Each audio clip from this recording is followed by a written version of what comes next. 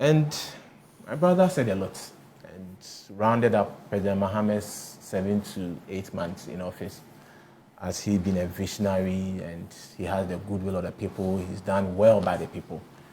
And a lot of Ghanaians would beg to differ. There are 35,000 plus Ghanaian youth who were properly employed. They had been to school just like Agyekum and myself, graduated, had done national service as expected, applied appropriately to government institutions to be given job to do. And contrary to a political party that mounted huge billboards telling Ghanaian youth that when you vote for us at any workplace that is public and to an extent even private workplaces, we are not just going to have one person do one job. You have 3 persons do 3 jobs, doing 3 shifts, and be taking home individual salaries. Yet this government came and sought to rather impoverish the graduate Ghanaian who has been to school and want to be an example to others that education is the key.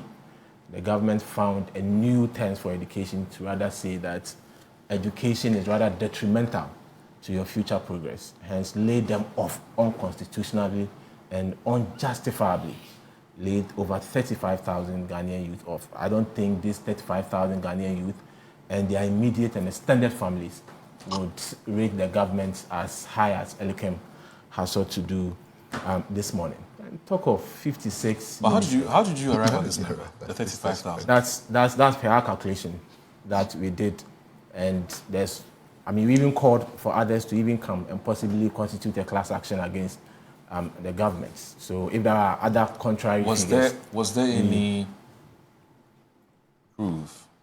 We saw letters that indeed we saw letters. It had been illegitimately dismissed. Otherwise, illegally dismissed. Why would someone get employment, do your probation, and during the process of your confirmation, you are asked to go home? And in some bizarre conditions, even reasons were not even stated. Right. And we saw the letter from the presidency.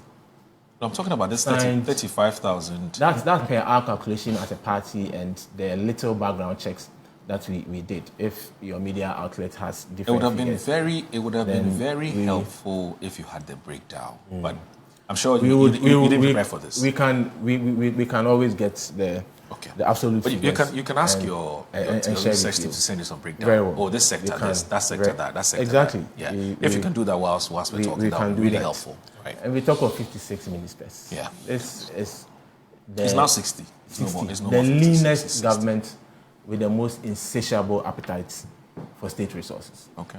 Let's even look at the presidency alone. The figures the NDC in opposition was brandishing to Ghanaians was that the MPP under Nana Dankwa Akufo-Addo had almost 1,000 presidential staffers. And to them, it was a drain on our national coffers. The country was hemorrhaging huge sums of money just to take care of these persons. Almost 1,000 presidential staffers per their own calculations. Today, we are told there are only 5 presidential staffers. Also, only 5. Yet, if you compare the amount of money the government that exited at the beginning of this year was using to take care of the almost 1,000 presidential staffers that the NDC made us understand or believe, compare that to what the government is using today to take care of just 5 presidential staffers per their own narration, it clearly defies logic. So did you deliberately reduce the numbers from your 1,000 to 5 and rather amplified the monetary extension to the presidency to be expended on only 5 presidential staffers? About 3 billion Ghana cedi, compared to about 300 million under President Akufo-Addo for what you termed as almost 1,000 presidential staffers. How can you say you're running lean government when you have an insatiable appetite for stradinam at the Jubilee House? So clearly, how much the state is expending alone on their so-called lean government is gargantuan, and it defies any financial reconciliation. We go ahead to talk about what the government has done, and there's showmanship, of keen interest in fighting environmental degradation vis-a-vis Galamsey is worse off. And it's not according to me. It's according to the Trade Union Congress. And within 3 to 4 months of this administration, during the May Day celebration, Moro, it wasn't coming from the NPP. It wasn't coming from Agyekum. It wasn't coming from myself. It was coming from the Trade Union Congress. And they told our president in the face that within 3 to 4 months of your administration, Galamsey is worse off. We have known NDC chairpersons fighting the military. Yet we've gone on the path of inaugurating and launching showmanship, publicly displaying the yellow submarines that the Ministry of Lands and Natural Resources graduated. And the effects of such enterprise is cost 90. You went ahead to do the Blue Sky Army, the Blue Army, by the same ministry, and yet they can't provide us with a single strand of evidence to show that this is what the yellow submarine has done, and this is what the Blue Sky Army has also done to improve a lot. Galamsey is worse off. Known party functionaries are involved in Galamsey, and there's nothing to show that, indeed, there's an end in sight. Are we no more losing our children to heavy metals? Are water bodies no more polluted by heavy metals? There were stories of children being born with birth deformities as a result of bioaccumulation of heavy metals. All of a sudden, those stories are no more. So if within the 8 months, we are unable to walk our talk, the 3-shift system, we promised the Ghanaian youth that there's going to be an abundance of jobs such that we have to even import people to come into the country to come and work in Ghana. We are yet to see any evidence of that. Over 100 health facilities left to this government, Agenda 111. Not a single brick or block has been laid on any of those facilities. Agenda 111. In fact, it was very, very conspicuously silent in the budget of the government. Likewise, all other capital-intensive projects across the country. Look at how much commuters, travelers, and indigents and habitants along the Pokwasi to the Nsawam road have to deal with. It's almost a nightmare. Anyone traveling on that stretch of road is always depressed. And that depression is not born out of the long journey the person is about to embark on. That small portion of road, you'll end up doing over 2 hours between Amasaman and Nsawam. We've not even quantified the amount we stand to lose in terms of air pollution. Moro, if you read the WHO report and even the World Bank report, globally, global GDP that is expended on air pollution alone, it's about 13%. Global GDP, air pollution, particularly from dust. And you can think of those who ply their trade along the Pokwasi to Nsawam stretch of road, those who have their residence located along that stretch of road. The amount of dust they are inhaling, it's not just the discomfort on the road, and the people, the lives we are losing on the road. And worse off is when it rains. Trucks turning, killing people on the roads. I wish a research institution would do some cohort study.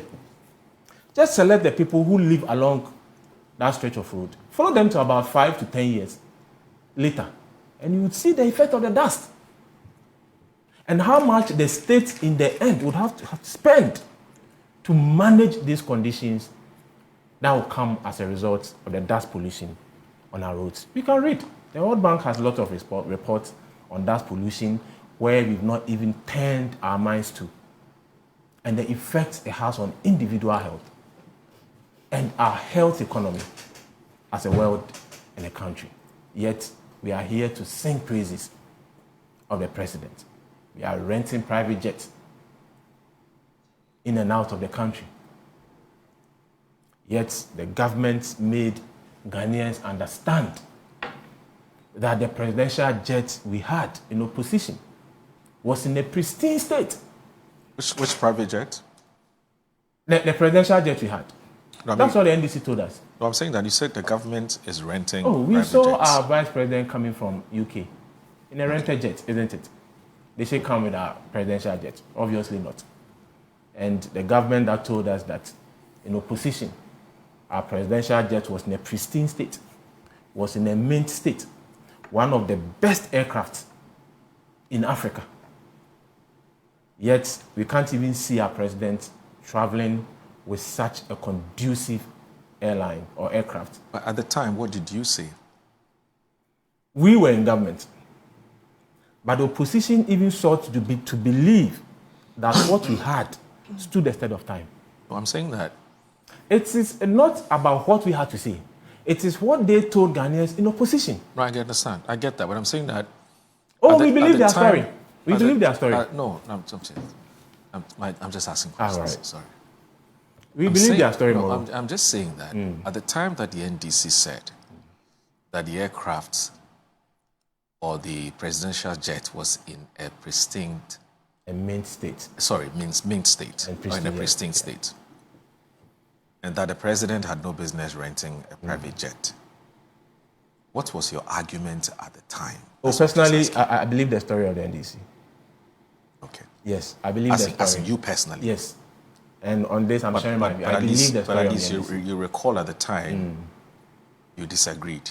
I didn't disagree. No, not you, as in personally. I'm talking about collectively as a group. You said at the time that the private jet, the presidential jet was not in a very good condition. That's why the president, for his own safety, has had to rent a private jet. So I think that is only fair for anybody to logically ask, so what has changed? You know, that if you knew that the presidential jet had a problem, why is it that now you're expecting the president of the day to use the same presidential jet? It's not the MPP expecting the president to use our presidential jet. And it is not me, Moro, expecting our president to use our presidential jet. Right. It is the NDC expecting the president to use the jet.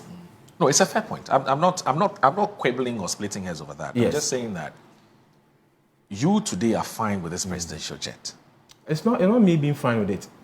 I'm detaching myself from the whole argument. Okay. And I'm detaching the MPP from the whole argument. Okay. But no, we are holding the NDC to their word. Unfortunately. Do you want to know our stand on the presidential jet today? Unfortunately. Yes. You know, you are not here to speak for yourself. The MPP. You're speaking for the MPP. Exactly. And I'm saying that the party you speak for in the past has said that the presidential jet was not in a very good condition. Yes. Right? Yes. Samuel Okudzeto-Ablakwa, who was then the spokesperson of Foreign Affairs, had disagreed and not felt him, that... But we can go and move on. Yes, of course. And some other NDC spokespersons had felt that, look, it was a waste of the taxpayers' money and that the president had no business renting a private jet when indeed our presidential jet was good to go. Yeah. Do you understand what I'm saying? So, and I'm asking you because now you are the one talking. Well, of course, when it comes to LKM, I'll do so. But I'm saying that now you are talking. I'm saying that the party you are speaking for had a certain position in the past. And which position was that? There's something wrong with a presidential jet. And until and unless we fix it, in the end, the party and government departed from that stand. Because we reasoned with the NDC. Did we go ahead with what the government had intended? Yeah. We agreed with the NDC. In fact, at some point, the president then had to start using presidential and jets. now the onus is rather on the NDC to even prove it. Yeah.